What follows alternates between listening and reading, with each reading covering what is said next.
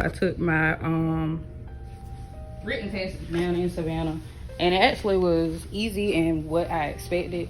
The only thing I didn't expect on the test was that it didn't have as much like what we're the class you're in now. I rarely had any questions about makeup and waxing, but all tests are gonna be, you know, different. But pretty much what I had up there, you do need to know the layers of the skin, so make sure you got that down packed. A lot of things from the 1000 class. Infection control. Yeah, infection control, that was a lot up there. Let's see. Oh, some things about anatomy. Oh, skin diseases and disorders, so make sure you know those. I had a lot of that up there. And I had a little bit of waxing questions. Like it would kind of try to trick you up on hard waxing and soft waxing. Remember like what angle you're supposed to do everything. Oh, those procedures that I think y'all still write down, memorize those as much as you can. That would be on test too. Practical exam, do everything that you were taught here. You will be tempted to look at somebody else, and I'm gonna tell you right now, everybody else will do what we do. It was very weird of what I thought was wrong, but that was me being nosy, and I shouldn't have been looking, but I can't help myself. But don't look at anybody else. Pay attention to your station only. Wear exactly what they said you need to wear. White lab jacket, black. I wouldn't even wear colorful shoes. I would stick with black or white. Make sure you're clean. Make sure everything is packed. I'm gonna tell y'all right now, some of them girls' stuff was not clean. I was shocked. Make a list. Now, I would honestly go ahead and make you a list now of what you need for your practical, so you could be prepared. Skin prep is what I do first. I think skin prep is the most important part when it comes to makeup. That is what's gonna help with your makeup lasting. It is also gonna help with makeup longevity of the makeup, and then helping too with the preparation of the skin. You want this, which is your canvas, is what I like to call it. You need this to be prep hydrated. I want her to look like a glazed donut after I finish, and that's how I know that skin is ready for whatever I'm about to put on the skin. A lot of times too, you see that when people are doing their makeup, it's a lot of peeling and all that, and that too can just be a sign that you're just not exfoliating the skin, you haven't cleansed it properly, you're not moisturizing it properly. So make sure you're paying attention to your skin type as well. A lot of times we'll use something that's not even meant for us. And I know a lot of people, especially those with combination skin, which I know that can be very difficult sometimes because you kind of have both skin types. You're oily and you're dry, and you want to find something that is fit for you. So I always say moisturize and hydrate. That's for all skin types. I don't care if you are oily, you need to moisturize your skin, okay? Cleanse your face first with some micellar water here. It's good for all skin types, and it's just gonna ensure that the skin is clean before I put anything on it. And you may come in contact with some clients who are like, well, I already did my skin prep. If they're like really adamant and don't want you to do anything, don't do it. But I don't know what you used on your face, and I don't know how that's gonna do when I do the makeup. So I feel better using the products that I have that will work for the skin, and I wanna make sure that my canvas is clean before I put anything on it. And I don't want anything interacting, reacting to my makeup, because then I'll be at fault. But see, I didn't prep your skin with my products. It would be my fault if I use my products, but I don't know what you use. So, clean their face. Entering your products, give them time to dry. You don't want to just rush on to every product. Give it a little bit more time to dry and absorb into the skin. If you want to speed it up, I have a little miniature fan. On the skin, I have a rose toner. Rose is gonna soothe the face. It also helps with hydrating the face, and it'll add a tiny little glow to the skin as well. And it has a really nice smell to it. And this toner is also good for sensitive skin.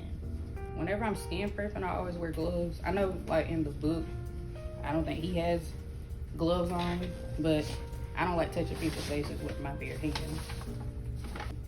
How you feeling? Good? Okay. Check in with your client just to make sure nothing's irritating them. Because a lot of times we know what we're allergic to, but we really don't know what we're allergic to until we try a new product. So just make sure nothing's irritating and just pay attention. I'm just gonna look at her skin here. only thing I really see is just the discoloration under the eyes and around the mouth, which typically that'll help happen a lot, especially with us as black women. We have that discoloration. So what I am going to do later on is just color correct and cancel this out, but we'll get there. All right. But I'm just making sure I examine the skin just to make sure. I have some exfoliating pads, but her skin does not look like it needs as much exfoliation. And because she has more mature skin, I really don't want to do that to affect it. I just want to make sure she's hydrated. Looking good. So I'm going to take some moisturizer. And this is the Embryollise cream.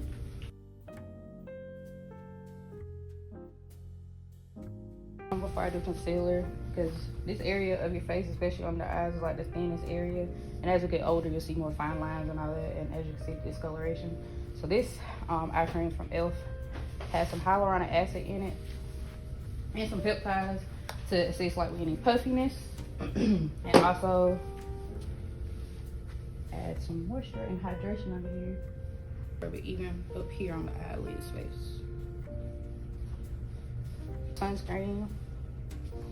I like this sunscreen for all the clients. This is the black girl sunscreen that is not just for black girls, but I like using it because it contains avocado oil and jojoba oil in it.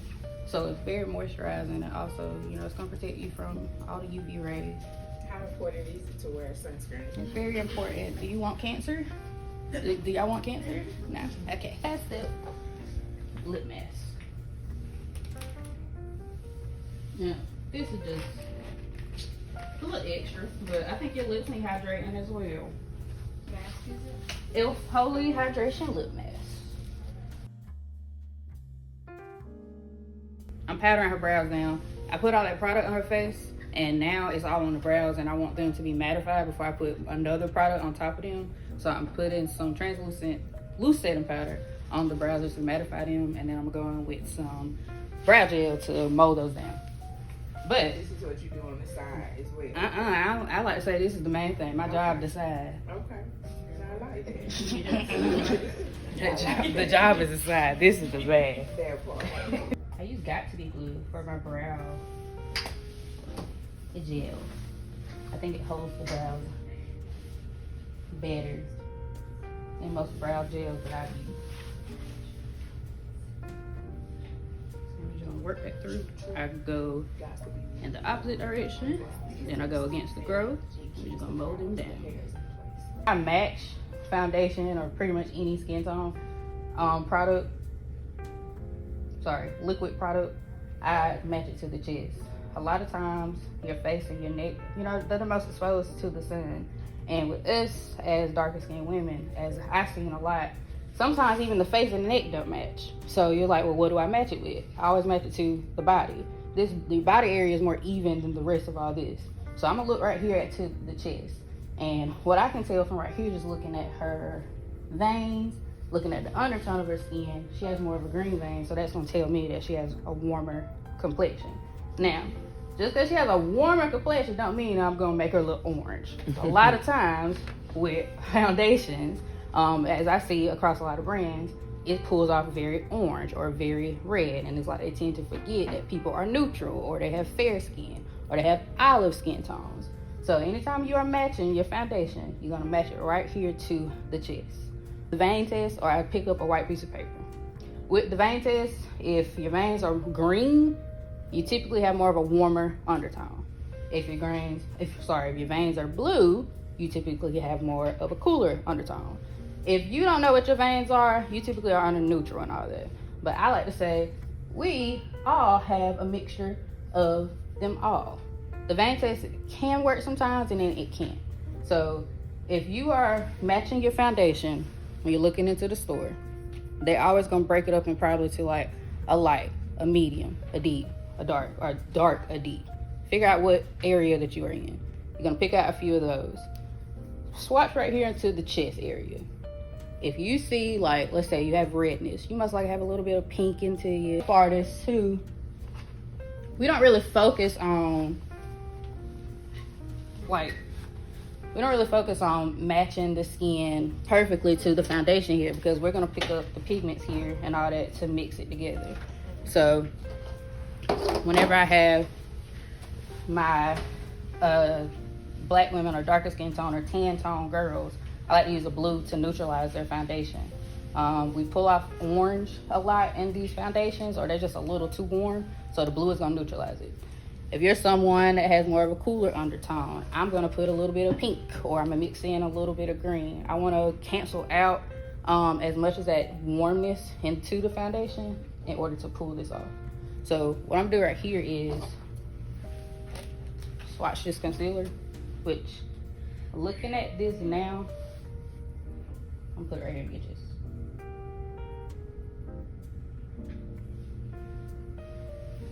Looking at her skin tone right here, sorry. It's a little bit lighter than her skin, so that's pulling off a little too cool. So what I'm gonna mix it in is go in with a little bit of a warmer concealer, such as this one. If you look at this one, you can tell it has a little bit more warmth into it. Maybe they put a little bit more red pigment or orange pigment to it. So I'm gonna mix it in to that. Let's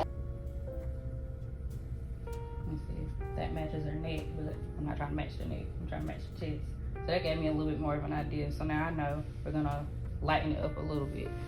It's just an up and down process when color matching. But as long as you are understanding your color wheel, understanding how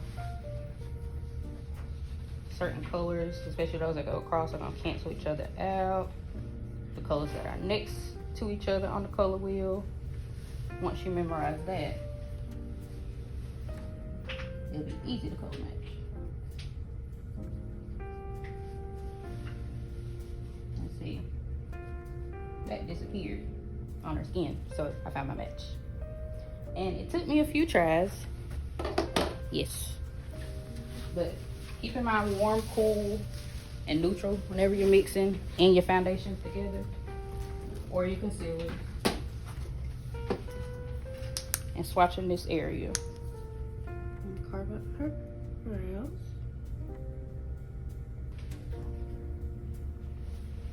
For your brushes, if you want to use more, then you might need to clean it off in between to use different colors. Do you have like a brush picker or anything like that? I use multiple brushes. I don't do that at all.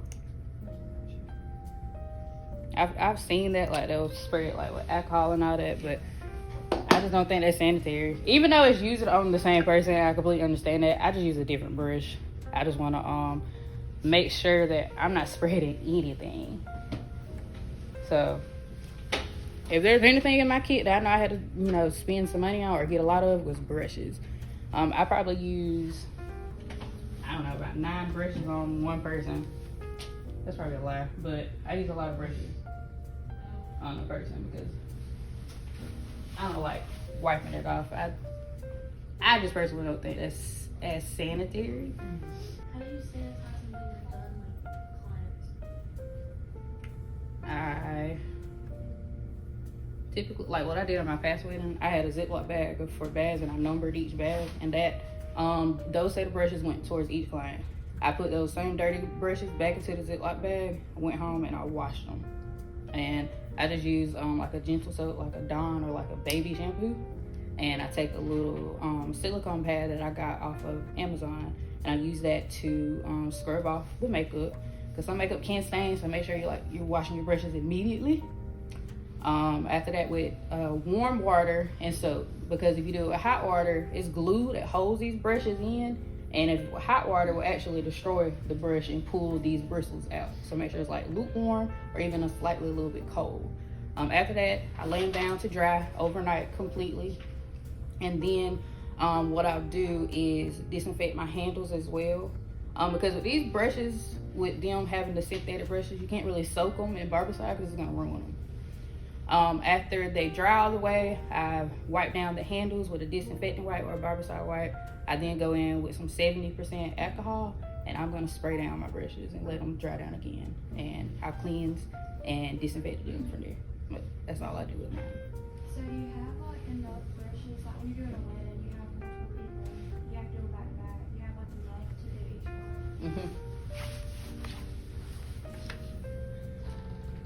Yep, it has helped me with prepping either the night before or a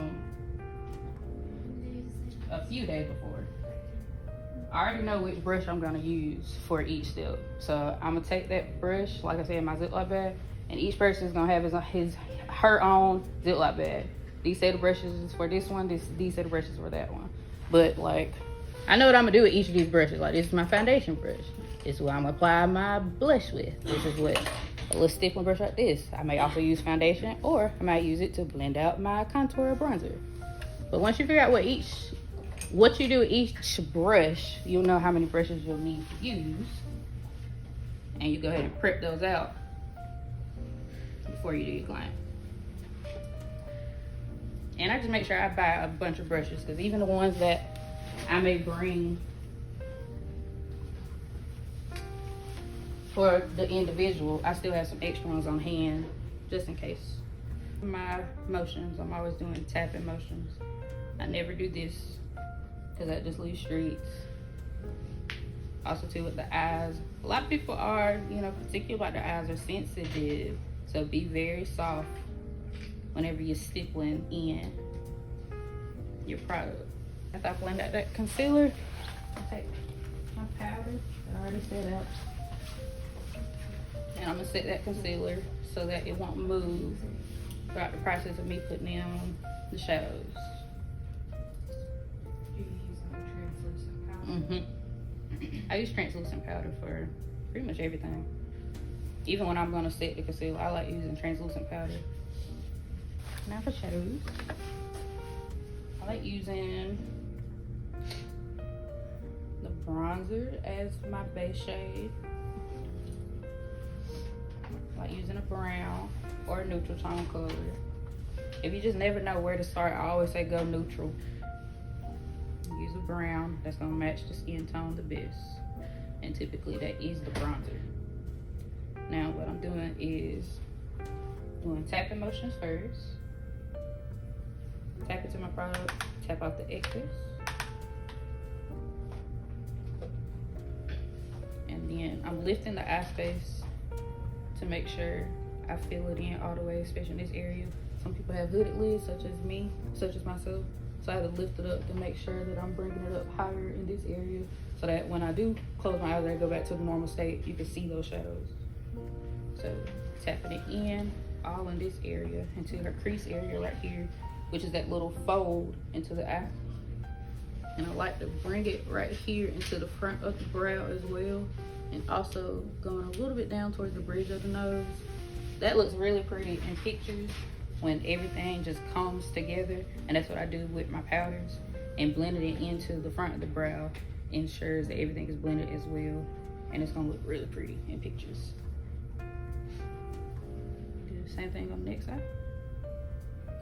If someone's coming to you for like a makeup look, and you say they don't have like a design or a look already picked out, and they ask you to use your best judgment, you just go based off of like what their face and like lid space would look best for. I still ask questions. I would just keep asking questions, because a lot of times they're like, I don't know, you freestyle.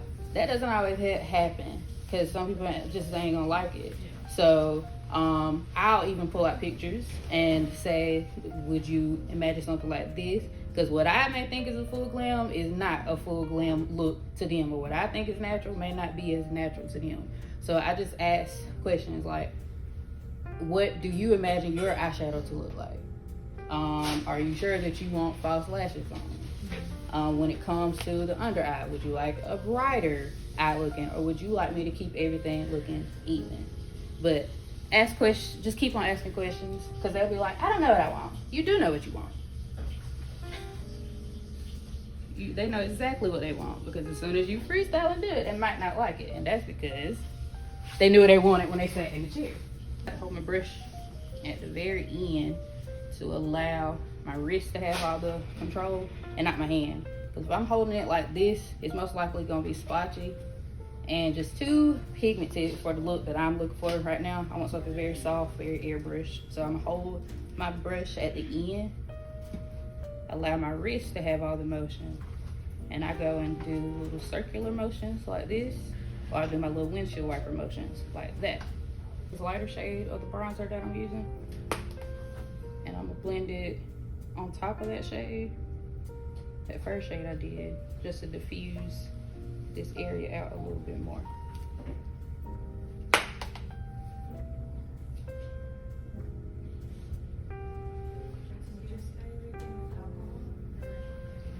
Yeah, afterwards. I do that. I did it before I came, and then I'm gonna do it after I leave.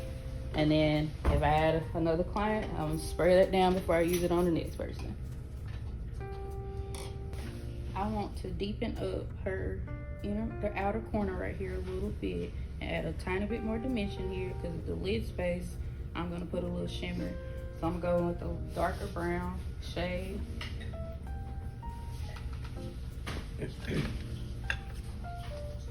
On a little pencil brush like this, it's a tad bit more sharper pencil. I'm gonna focus right here in that area. And I'm just tapping it in. And I also do a little bit on the lash line as well. Going back in with that brush and blending that out. Like, I can either use my finger, ring finger, or use a flat little brush. I'm gonna use my flat brush, and I'm going to stamp that all into the lid space here. And I want to go more for a little gold, bronze look. And so her lids kind of fold a little bit too. So notice how I just put everything a little higher so that you can actually see it. With people with more hooded lids, do you try to make like a false eyelid, or what would you do? Yeah. Try to make it, yeah, basically a false one. And I like to stretch that eye up as far as I can and try to fill in that area. Because as you can see when she opened it, it's kind of folding. But you still can see it because I brought it up a little bit higher. I have to do that on my eyes as well. Completely disappeared into her chest, and I end up matching it to her face right here on this side. And I like how that looks. Now, if I want to warm up her skin a little bit more, which I probably am when I do my contouring and all that, I'm gonna color correct and cancel out these dark spots under her eyes just to even it out and around her mouth. So I use an orange color corrector and I mix it in with concealer. Same concealer shade that I use as the base for her eyes. By the way, I use concealer to prep the base whenever I do eyeshadow. But I mix it in with the concealer because sometimes that orange can peek through your foundation. So by mixing it in with the same concealer shade that matches your skin tone, it camouflages that orange a little bit. Color corrector can help too at having more of an even base whenever you're doing your foundation, concealer, and all that. Lightly fill this in. Follow the natural brow shape. They have very sparse hairs. You still can follow the brow shape. And molding the brows down too helps you see that shape more. I kind of like the tail to be a little bit more darker than the front of the brow. And if you mess up, you can always clean it up with some concealer, or I like to carve out the top of the brow with foundation actually to make it match the rest of the face. In the front of the brow, I like to do those hair-like strokes. Kind of follow the direction of the hair growth and flick up in this direction, or the direction that they go. Do you use a brow pencil or a brow pomade? Pencils. I feel like pomades are just a little too dramatic for my liking. And with a pencil, I have a tiny bit more control of how much product I want to dispense out onto the brow. But a pomade, for that thick consistency of it, I feel like once you apply it, that's what it is. I don't think you can take it back. I like to put the foundation in my plate, take my brush here, and build up all that product into the brush. This is gonna help with full of coverage, even distribution of the foundation. Prefer the brush over the beauty blender, or you just use it more sanitary? I use both. I go in with the brush first, use my sponge to pick up any excess. And that just helps with making it look a tad more skin-like. If I don't slip it into the brush, I will paint it onto the face just to even streaks. There we go. And I'm avoiding the under eye area, because you don't want too much under here, because that's what's gonna cause it to crease up, which we have natural creases already in this area. You don't want to insinuate it even more. So just put concealer under the eyes, nothing else. You want to have as less product as you can. Now I'm going to tap over that foundation just to pick up any excess. Make sure I have a smoother blend. Contour, depending on if the client wants, well, let's say I have a double chin, like I do, and they want this area covered up, I'll contour or use a cooler tone shade to diminish the area, which is what your contour is gonna do. But typically, I'm bronzing up the skin because I like the warmth of contour. And when you're contouring, you want to use a cooler tone shade to diminish or kind of add dimension more to these areas. And if you want to, I guess, say hide them or make them tend to look a little bit smaller, and you're gonna contour or bronze based off of the person's shape of their face.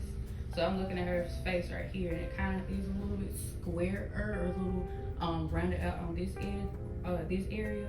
So I'm gonna focus more on this area because I'm looking at the side. She already has like that natural line right there. And I'm looking at her face already, and I don't want to hide anything. I think it's beautiful as it is. So I'm just going to bronze up the skin, which is what I like to do. And something I like to tell my clients is, I don't want to like make anything look smaller. If you got a big nose, okay, who cares? We'll do a little bit to it, but I don't want to change that shape because I want you to still, when you look in the mirror, you see you. You don't see someone else. That's the type of makeup that I like to focus on. So I am going to just bronze the skin, but if I did contour, I do it by what they want me to do. So bronzing, warmer tone, contouring, you're gonna use a cooler tone. Again, filling up the product on the brush. I'm gonna go right here into her cheeks. And I like to blend it upwards. I don't like to drag it down. I don't want your face to look droopy. I want you to look happy. So I'm gonna lift you up a little bit. And I do that with my bronzer and my blush. Take it into the forehead too, and I kind of blend into the hairline as well. And I like to do my bronzer first, after my foundation, blush, and then I do my concealer. I like doing it in that order because I like how it looks onto the skin. And I like the lifted look that it provides. How did you decide your prices? I base it off of the area I'm in, your location. I'm basing it off the products that I'm invested in. My products don't, let's just say this, I don't spend like $52 on foundation. I'm gonna say that. So I base it off of the products that I'm buying, which products that I'm using, my location, and I hate that word, competition, but other artists as well. That don't mean the price is gonna stay the same though. I'm not gonna say if, but when the clientele starts building up a little bit more, start increasing some more. Yeah. So everything is out in order, you know exactly what you're gonna use. I place it out by the order that I'm gonna use it. So I have my skin prep, my brows, my eyeshadow. I place my concealers and stuff closest to me. Whatever order that you do your makeup, that's what you want to say to that.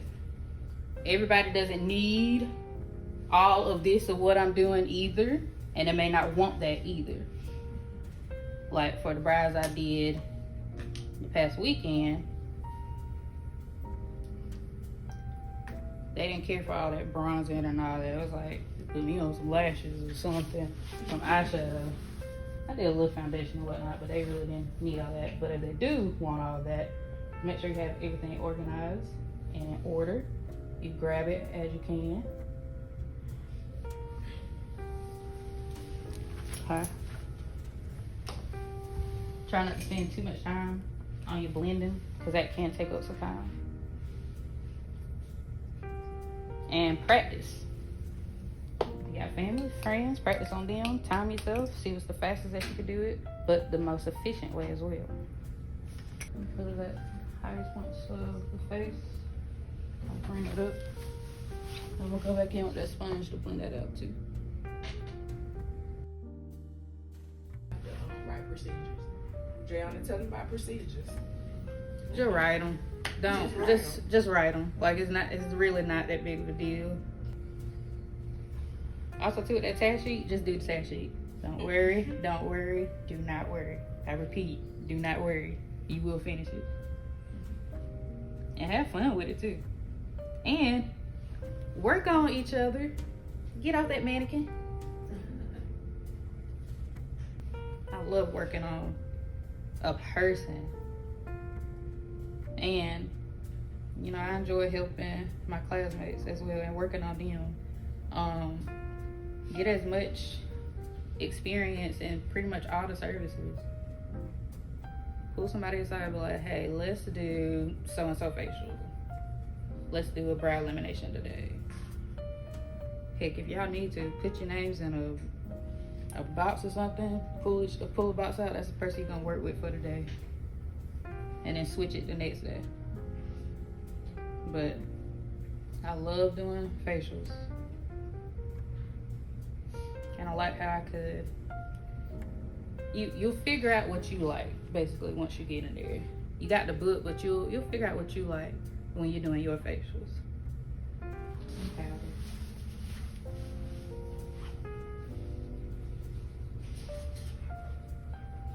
See if that look up for me.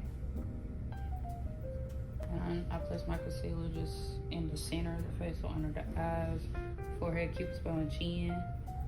That's where that light is gonna hit it, and you want those areas to be highlighted. With some powder. I'll just stamp it in place. I love the shape of her face. I love her cheeks right here. So I'm gonna cut it a little bit, make it look a little more prominent. And realize too that everything ain't gonna look good on everyone. So you're not gonna have to do all of that. You just base it off of the client's shape of their face. Spray it down to lock in all those powders and liquids that I put on her face. Spray it.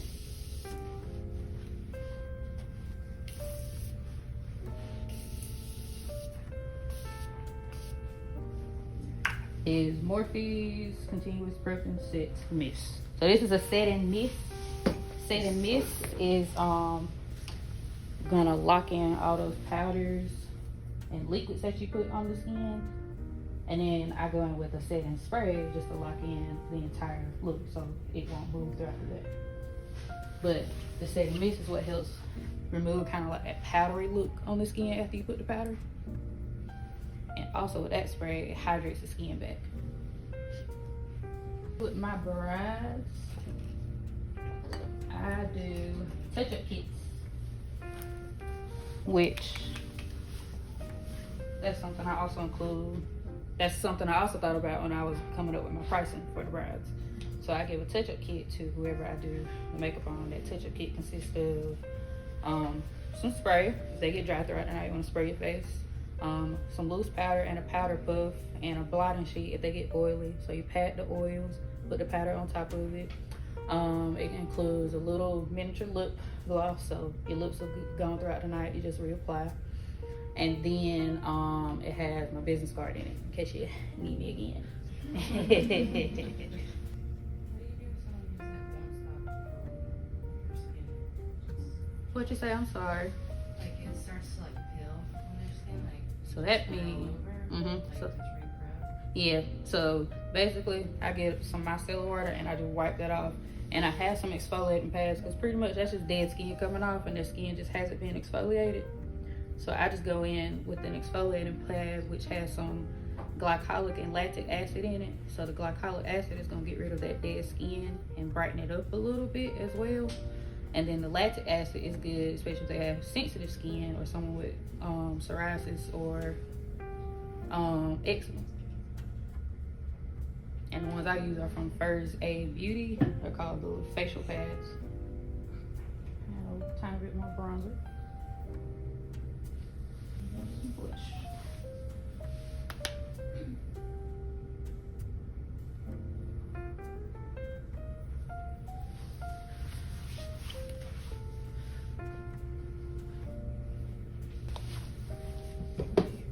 Cute girl. Measure your lashes first before you put them on to make sure it matches the eye length. Okay. Before you put your glue on them. Do you have any more questions about anything?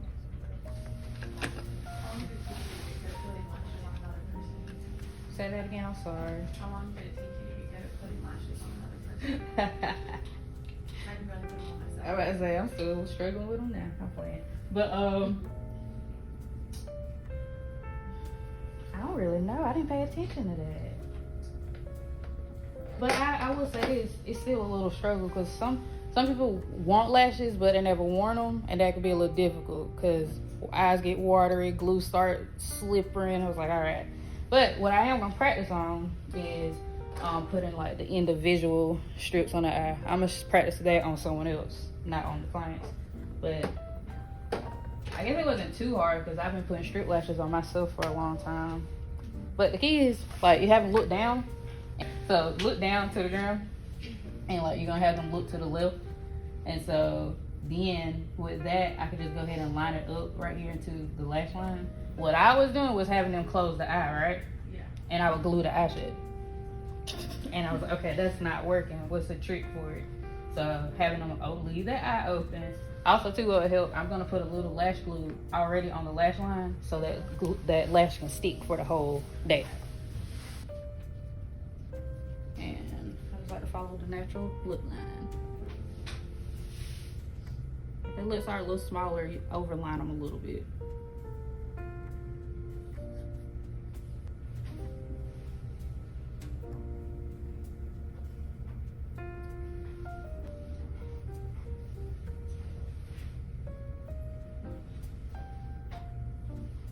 Also, too, when building your kit, do some research. I think you can spend some money on some good brushes, some good foundation, some good concealer. But some things I don't think you need to spend a lot on, like lip liners. You could get a $2 lip liner, and it's gonna look the same as a $35 one. So some things I will not spend a lot is mascara. I won't spend a lot on a brow pencil, lip pencils, pretty much like lip products in general, because there's some affordable lip products out there that are just as good. And also putting a little bit of that glue on the lash line just helps them stick better, especially in those corners. Boy, they are aggravating. Which glue did you choose for? I use Duo Lash Glue. I think it is hands down one of the best lash glues. It's like $5 or $6. Mm-hmm. It's like $5 or $6, I think, at Walmart. One last step, because I forgot. Smoke out that bottom lash line. So do you use like the waterline highlighter thing, or is that just like depending on the look? Depending on the look. Depending on the look that I want to do. Favorite part, inner corner highlight. I think it just opens up the eye a little bit more. I use the setting mist again just to make sure she is hydrated. Cover those eyes. I use my setting spray. This is Makeup Revolution Super Fix Super Hold Spray. Mm-hmm. I love that. Shake it up well. And spray down.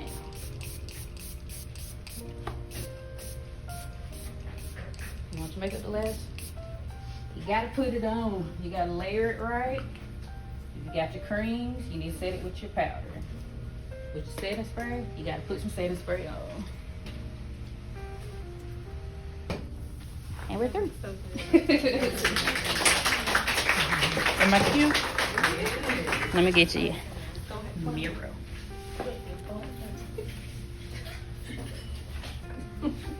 Ooh.